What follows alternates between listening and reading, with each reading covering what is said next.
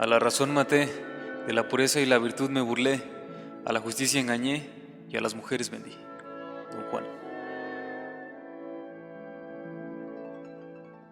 Ahora hablemos un poco sobre el romanticismo, el cual fue un movimiento cultural y artístico que se desarrolló en Alemania e Inglaterra en el siglo XIX.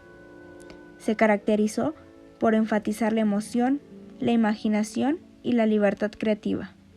Tenía principios de la Ilustración, en el cual al artista le importaba el yo. Solamente importaban ellos mismos y en cómo plasmaban sus ideas. Se tenían dos tipos de romanticismo. Número 1, romanticismo tradicional. Se apegaba más a valores de la Iglesia y el romanticismo acostumbrado en España, valores de Estado. Y número 2, romanticismo revolucionario.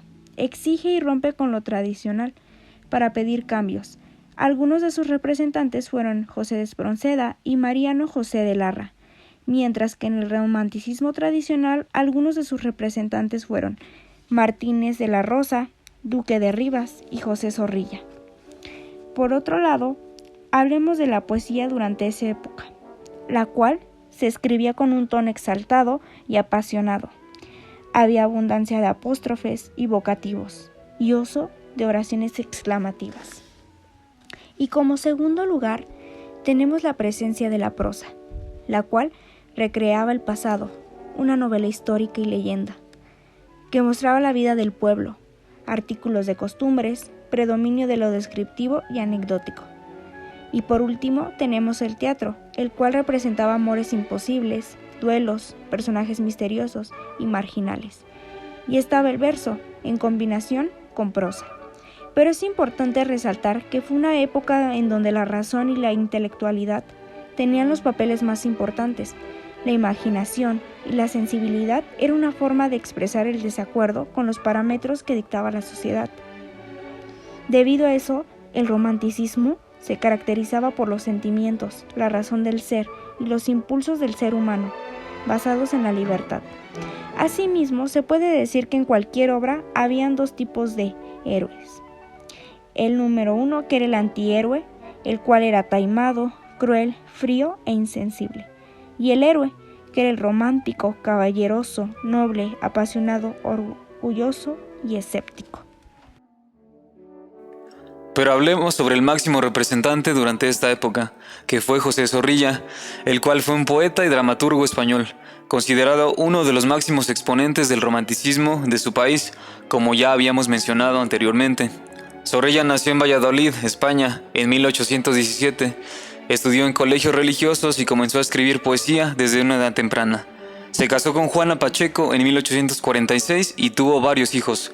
Viajó por diversos países europeos como Francia, Inglaterra e Italia, donde conoció importantes figuras literarias y culturales.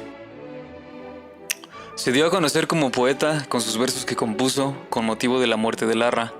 Entre sus obras más importantes se encuentran El zapatero y el rey, Traidor inconfeso y mártir, y la más importante y conocida, Don Juan Tenorio, la cual analizaremos más adelante. Zorrilla tuvo un impacto duradero en la literatura española y su obra continúa siendo estudiada y representada en la actualidad. Su estilo literario influyó en generaciones posteriores de escritores y artistas y su obra sigue siendo referente en el teatro español. Vivió en una época de agitación política y social en España, marcada por guerras civiles y luchas por el poder. El romanticismo español se desarrolló en este contexto de inestabilidad política y buscaba afirmar la identidad nacional y la libertad individual. Es importante mencionar que José Zorrilla vendió al editor los derechos de su obra de Don Juan Tenorio antes de ser estrenada, por una cantidad de 4.200 reales, que en ese entonces no era mucho dinero. Un dato interesante podría ser que antes de que su obra se hiciera famosa, él la consideraba llena de errores y al principio no tuvo éxito. Después de analizar algunos datos del escritor y poeta José Zorrilla, ahora profundizaremos un poco sobre la obra de Don Juan Tenorio, la cual se escribió en 1844, durante el apogeo del romanticismo español. Se considera una de las obras más destacadas del teatro español y una representación icónica del mito de Don Juan. La historia se desarrolla en Sevilla durante el siglo XVI y sigue las aventuras del noble libertino Don Juan Tenorio. Pero enfoquémonos un poco sobre todo lo que tuvo que pasar este personaje machista, frío, cruel e incrédulo, el cual es conocido por sus numerosas conquistas amorosas, que seduce a mujeres y desafía a sus esposos o padres. La historia gira en torno a sus encuentros con personajes como Doña Ana de Pantoja, Don Luis Mejía, Doña Inés de Ulúa, Marcos Ciuti, Brígida, Don Gonzalo de Ulúa, Centellas, Avellaneda y Don Diego.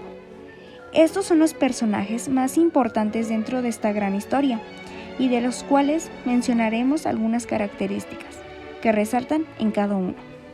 Número 1. Don Juan Tenorio. Un personaje bastante machista, que no le importaba cuántas mujeres podía seducir. Era frío, arrogante, cruel, orgulloso y que creía que podía abandonarlas o deshacerse de ellas después de quitarles todo el dinero que tenían. Número 2. Doña Ana de Pantoja. Una mujer apasionada, incrédula y sobre todo entregada en el amor que le tenía en algún principio a Don Luis y que lastimosamente pudo caer en las manos de Don Juan. Número 3. Don Luis de Mejía.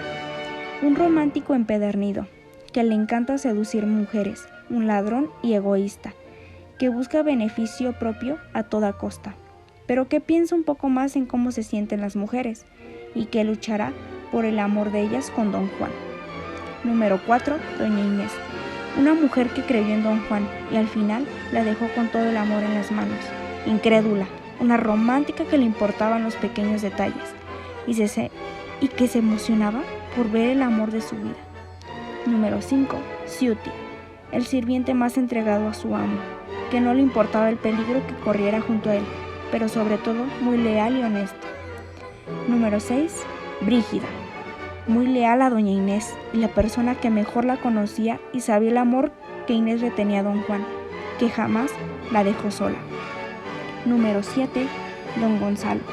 Un hombre de carácter fuerte y que protegía lo que más amaba, que era su hija, que buscaba lo mejor para ella y que tuvo que ser asesinado por alguien que no le importaba el amor de ella. Número 8. Centellas y Avellaneda. Unas personas bastante incrédulas, fácil de manipular y que terminaron estando en la casa de una persona que no le importaba a nadie.